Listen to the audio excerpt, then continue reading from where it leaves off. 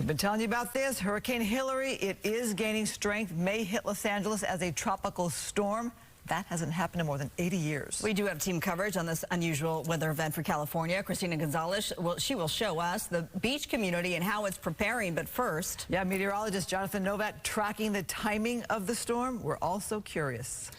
Well, it looks like Monday morning will be the worst of it, but ahead of Monday morning, we will already have started seeing effects by the time, I would say, Saturday afternoon.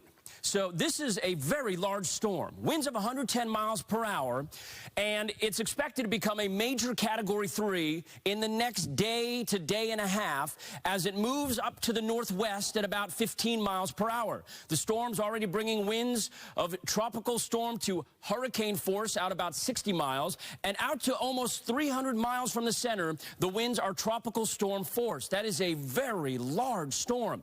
The forecast cone continues to be that it brings the storm over Southern California, making landfall. The last several runs, or the last several issuances of this, I should say, by the National Hurricane Center, have it making landfall on early Monday morning in Southern California as a tropical storm. Regardless of whether or not it's intact in that shape at that point, we are expecting rain and winds and surf. Let me show you the futurecast. Saturday, 4:30 p.m., showers and a couple of embedded storms already moving into L.A. County.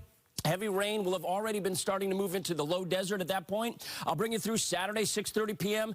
Showers and storms in what will possibly be the outer bands would be Saturday night into early Sunday. A huge swath of rain early Sunday morning. And then look at this. Very heavy rain moving through Sunday, 5:30 a.m. into eastern L.A. County. And then all bets are off at that point. Sunday, late morning, we're all under the gun for flooding rainfall. I'm going to have the rest of this graphic and the rainfall totals expected coming up in the 7-day outlook a little later on in the newscast. Back to you. Really is hard to imagine. All right, Jonathan, thank you. Now to the preparation for Hilary. Officials at beach communities keeping a close eye on the hurricane's trajectory. Some already starting to get ready. That includes Seal Beach, and that's where Fox 11's Christina Gonzalez joins us now live. Christina.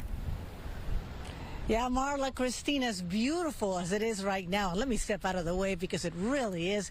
You can already feel something going on. And, you know, we're used to getting the remnants of storms that give us those wonderful waves. But what's coming this weekend's got people talking. Listen. Go back. Okay, let's go back. Now, I've lived here my entire life for 40 years.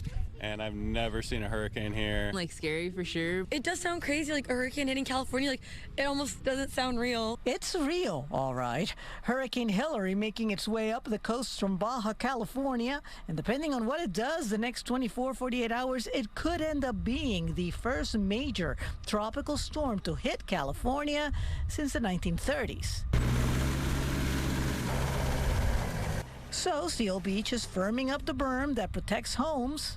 The city is currently mitigating and monitoring the strategies for the impacts that could potentially come with this Hurricane Hilary. There's predictions up to 1 to 2 inches of rain possible in the coastal communities, heavy winds, and then also surf that will impact us.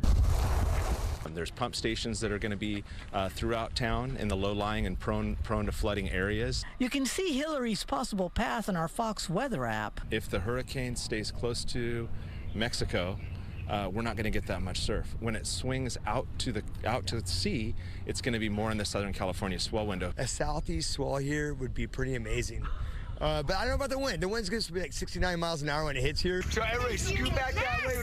Definitely not for beginners, says Michael Pless. Get up now, surf that 10-foot wave. Working with his surfing students at a beach where not too many were aware of what's coming their way. Those larger waves fuel rip currents, and that's our main concern as lifeguards, is keeping people out of the rip currents. Those rip currents generally lend to historically more rescues that we're going to be out there making.